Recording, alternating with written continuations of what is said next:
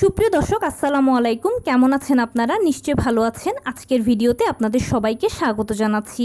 আজকে আমি আপনাদের সাথে শেয়ার করব ডেলিভারির সময় যদি আপনি সাইড কাটতে না চান তাহলে এই কাজটি করুন। চলুন জেনে নেওয়া যাক সেই কাজটা কি।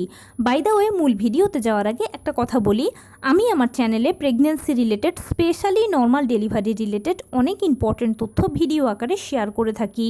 এই তথ্যগুলো আমার পার্সোনাল এক্সপেরিয়েন্স ও আমার ডক্টরের সাজেশন থেকে নেওয়া। তাই আমার চ্যানেলটিকে যদি একবার আপনারা ভিজিট করেন তাহলে আপনারা আপনাদের প্রশ্নাতীত মনের অনেক প্রশ্নের উত্তর পেয়ে যেতে পারেন। আমন্ত্রণ জানাবো আমার চ্যানেলটিকে একবার ভিজিট করে দেখার জন্য। এবারে চলুন মূল আলোচনায় যাওয়া যাক। আমি শুরুতেই বলেছি আজকে আলোচনা করব নর্মাল ডেলিভারিতে যদি আপনি সাইড কাটতে না চান তাহলে এই কাজটি করুন। দেখুন, আমরা সবাই জানি যে নর্মাল ডেলিভারিটা সিজারের তুলনায় খুব ভালো, কেননা সিজার হচ্ছে একটা ছোটোখাটো অপারেশনের আগে পরে বিভিন্ন ধরনের ঝুঁকি থাকে, বিভিন্ন ধরনের সাইড ইফেক্টস থাকে। এছাড়া সিজারিয়ান পেশেন্টকে সারা জীবনভর কিছু না কিছু রোগে শোকে ভুগতে হয়, প্লাস বিভিন্ন ধরনের নিষেধাজ্ঞা মানতে হয়। কিন্তু নর্মাল ডেলিভারি তার সব কিছু থেকে সেফ ও সিকিওর। নর্মাল ডেলিভারির পেশেন্টও সারা জীবনভর ভালো থাকেন। সেজন্য আমরা সবাই নর্মাল ডেলিভারিকে পছন্দ করি, নর্মালে বাচ্চা জন্ম দিতে চাই। এখন নর্মাল ডেলিভারির ক্ষেত্রে একটা মহা ভয়, বিশেষ করে নতুন মায়েদের একটা মহা ভয় হচ্ছে সাইড কাটা নিয়ে। তো সাইড কাটা নিয়ে ডিটেলস ভিডিও আমার চ্যানেলে আছে, চাইলে দেখে নিতে পারেন। আজ আর বলছি না, ভিডিওটা দীর্ঘ হয়ে যাবে। তবুও দু চারটে কথা যেগুলো একেবারেই না বললে নয় সেগুলো এখন একটু বলবো। সাইড কাটা নিয়ে আমার কাছে প্রথম প্রশ্ন আসে যে আপু, সবার কি সাইড কাটতে হয়? না, সবার সাইড কাটতে হয় না। কিছু কিছু মানুষের বিনা সাইড কাটাতেও কিন্তু নর্মাল ডেলিভারি হয়। কেন সাইড কাটা লাগে? সাইড কাটার আসলে মূল কারণটা হচ্ছে আপনার বাচ্চার মাথাটা হচ্ছে 10 সেন্টিমিটার। এখন আপনার যৌনাঙ্গ বা পেলভিসটা দিয়ে যেহেতু তার মাথা বের হবে, সেজন্য আপনার যৌনাঙ্গ বা পেলভিসকে 10 সেন্টিমিটার থেকে একটু বেশি প্রশস্ত কিংবা চওড়া হতে হবে। তখন সেক্ষেত্রে অনায়াসে বাচ্চার মাথা বেরিয়ে চলে আসবে, আর কোনো সাইড কাটার প্রয়োজন হবে না। কিন্তু আপনার পেলভিস বা যৌনাঙ্গটা যদি 10 সেন্টিমিটার থেকে কম চওড়া বা প্রশস্ত হয়, তখন সেক্ষেত্রে কিন্তু বাচ্চার মাথা বের করার সময় বা বাচ্চাকে বের করার সময় একটু সাইডটা ছাড়তে হবে বা জাস্ট একটু কেটে দিতে হবে। এটা যদি না করা হয় তাহলে কিন্তু আপনার লস হবে। লসটা কি? সেটা হচ্ছে বাচ্চা আপনার যৌনাঙ্গ বা পেলভিসের মধ্যে আটকে যেতে পারে। যেহেতু এত চাপা জায়গা দিয়ে সে বের হতে পারছে না, তাই তার মুখটা আটকে যেতে পারে। তার মুখটা যদি একবার আটকে যায়, তার নিঃশ্বাস বন্ধ হয়ে যাবে, সে নিঃশ্বাস নিতে পারবে না, সেখানেই সে মারা যাবে।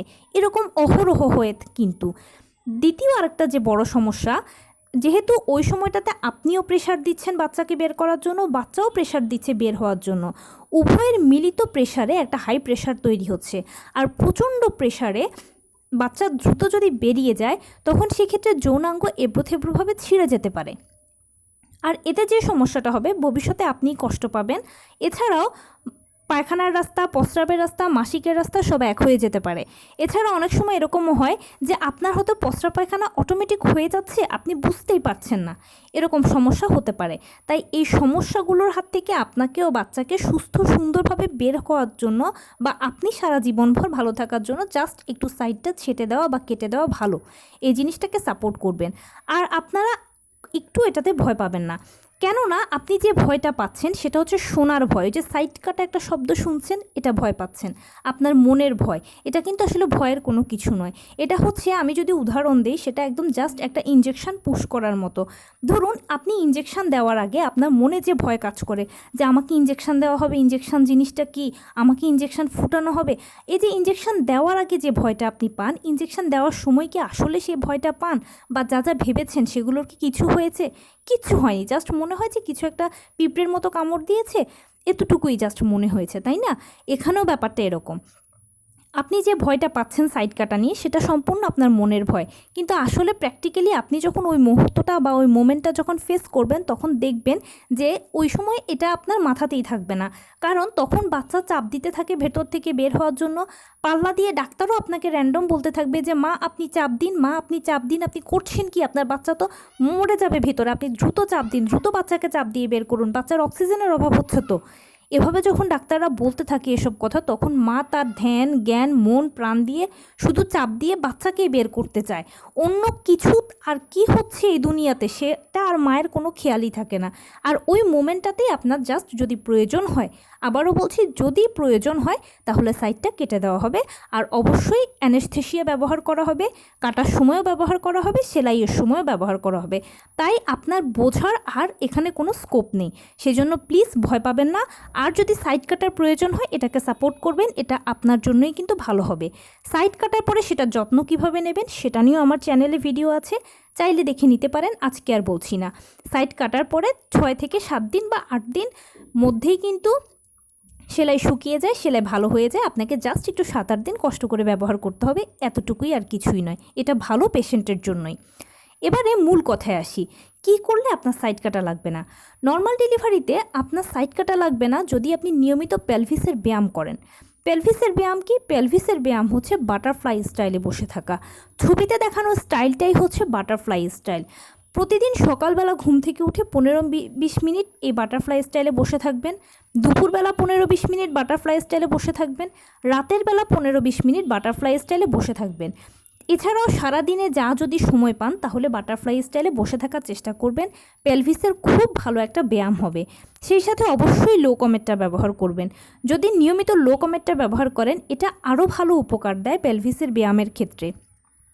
নিয়মিত ব্যায়ামের উপর যদি আপনার পেলভিসটা থাকে, তাহলে সময় মতো সংকোচন প্রসারণ হবে আর সাইড কাটার প্রয়োজন হবে না। তবে শুধু বসে থাকবেন না, মাঝে মাঝে হাঁটা চলাও করবেন।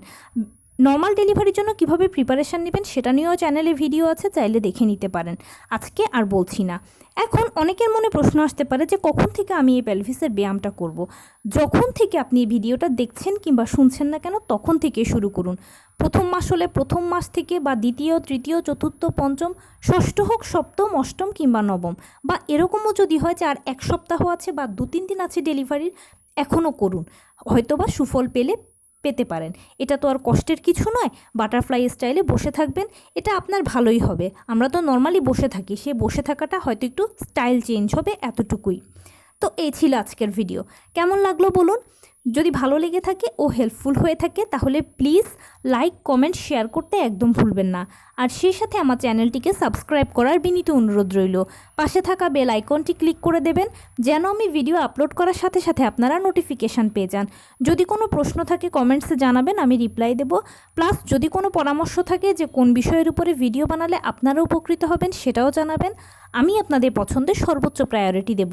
ভালো থাকবেন, সুস্থ থাকবেন। আসসালামু আলাইকুম।